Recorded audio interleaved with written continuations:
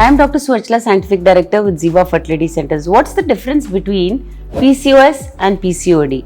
Many women who come to our clinic ask, Doctor, do I have PCOS or PCOD? Are they the same or different? So let me break it down for you in very simple and understandable words. What is PCOD? PCOD stands for Polycystic Ovarian Disease. In PCOD, the ovaries release a lot of immature or partially mature eggs.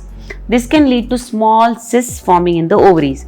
It is usually linked to lifestyle factors like poor diet, lack of exercise, and being overweight. So many women with PCOD can still ovulate regularly and may not face many fertility problems, which could be major or not. So PCOD is more like a functional imbalance and often improves with lifestyle changes. So then what is PCOS? PCOS stands for Polycystic Ovary Syndrome.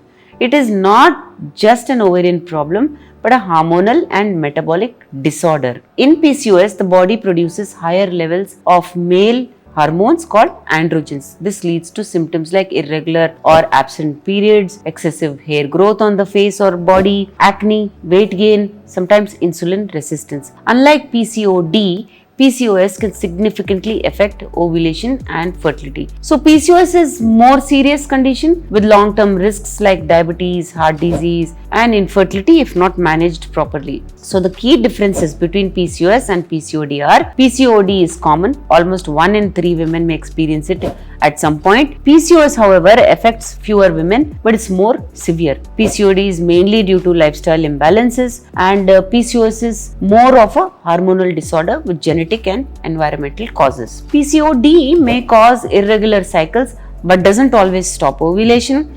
PCOS, on the other hand, often leads to anovulation or no egg release. PCOD rarely causes serious complications, while PCOS can increase the risk of infertility, diabetes, metabolic issues. So what are the management approaches? The good news is both conditions can be managed effectively.